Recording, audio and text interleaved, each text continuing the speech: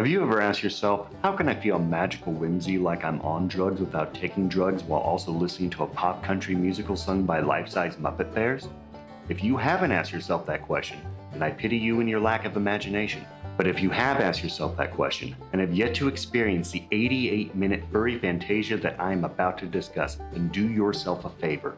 Restart that Disney Plus and marvel. My name is Steve Catron of Ginger Cat Films, and this is a movie you need to see. 2002's The Country Bears.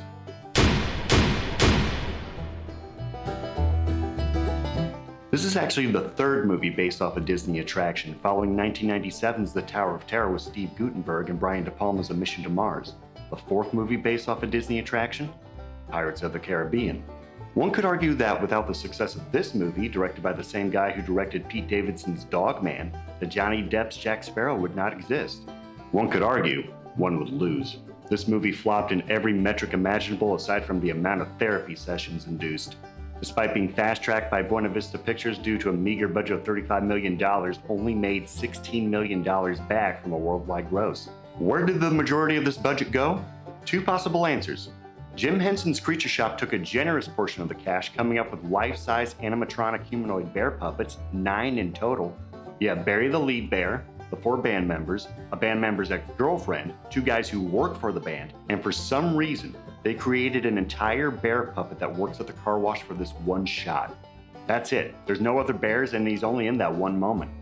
I don't know if he was in a bigger deleted scene or if they really spent the money to make a bear puppet for that 2-second clip, but either way, it's money well spent because these bears are extremely lifelike, not terrifying or traumatizing to children at all. Barry, played by Haley Joel Osment, is obsessed with the titular Country Bears, a band that's been broken up for about a decade, meaning he's been fixated with a band that hasn't made any impact on the music world while he's been alive. After questioning his lineage and overall hairy physique and getting the blow off from his folks, his brother Dex, or we have Reese from Malcolm in the Middle at home, spells out that 2 humans can't make a fur baby the old-fashioned way, so they must have had to rip Barry from his bear mom's arms. And this being Disney, she's probably dead. Feeling all sorts of angst, Barry packs up his stuff and runs off to find the only ones who ever made him feel normal, the Country Bears. And by runs off, I mean it looks like they put a bear mascot head on a teenage stand-in and told him to run in a way that doesn't knock off the head. He arrives to find the illustrious Country Bear Hall on the verge of foreclosure and learns from the Bears manager Henry that unless he can scrounge up $20,000 to the diabolical banker Reed Thimble, the doors of Country Bear Hall will remain shut for good. Only way to save the day? Reunion concert with inflated ticket prices. Barry and Henry set out with the band's roadie and a chicken on a cross-country mission to reunite the original Country Bear band and see where each member ended up. From union grip work to wedding entertainment to manic depression and alcoholism. And this being Disney, every 20 minutes or so the characters break out into a song that you will hate yourself for loving as much as you do. They truly had no right to go this hard on the soundtrack. From full-on ensemble dance breaks to ballads to a fiddle showdown to an impromptu R&B jam session featuring the most early 2000s haircut you can imagine. Look at it! Seriously, this movie's soundtrack should be spoken in the same conversation as Space Jam, Oh Brother Where Art Thou, and Straight Outta Compton. Searching for the runaway abomination is bumbling duo cops Officers Ham and Sheets.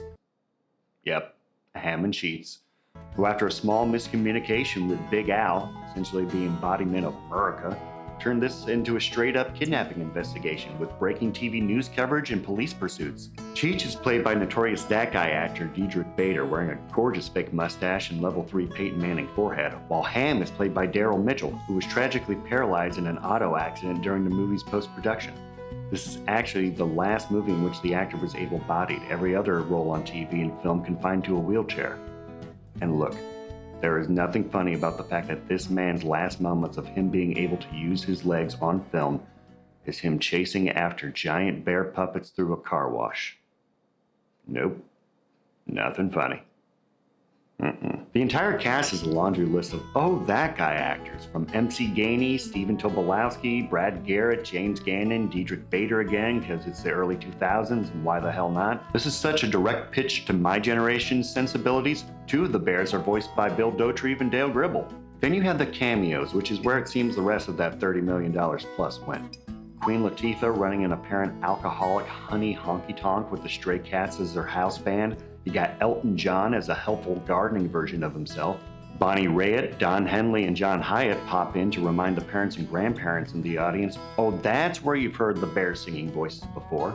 Also on this edition of Now That's What I Call Music, Exhibit, Willie Nelson, and Wyclef Jean stop by to earn a check. They even have Mo Green from The Godfather as a shady concert promoter. I don't know what the casting director was trying to prove, but I'm about it. But if there is one reason you need to watch this movie, and one reason only, it is 3 words. Christopher fucking Walken. Giving an Oscar-worthy performance as the vindictive banker, this man probably spent a total 3 days shooting his coverage and made such an impression on me that anytime I read the word bears, all I can hear is him saying, "Oh no! Country bear hole has been crushed!" He maybe has 9 minutes of screen time and gives as career-defining performance as he does in The Deer Hunter. For those of a certain generation, this movie is a blast of post-9/11 feel-good nostalgia straight to the face and eardrums. For every other sane person, this is a fever dream, the sort of mad lib throw everything at the wall goofiness that is outrageous and campy in all the best ways possible. The songs are catchy and cheesy, the effects will make you pine for the days before practical mammals were replaced by CGI reptiles, and above all else, it's short. 88 minutes. It's 4 episodes of The Office back to back. You can do it. The Country Bears won't make you think. It won't make you feel the feels. But damn it, if this isn't the definition of feel good and a movie you need to see. Don't forget to like and subscribe. This is Steve Catron of Ginger Cat Films, and I'm only in it for the honey. It's a song. Just watch the movie.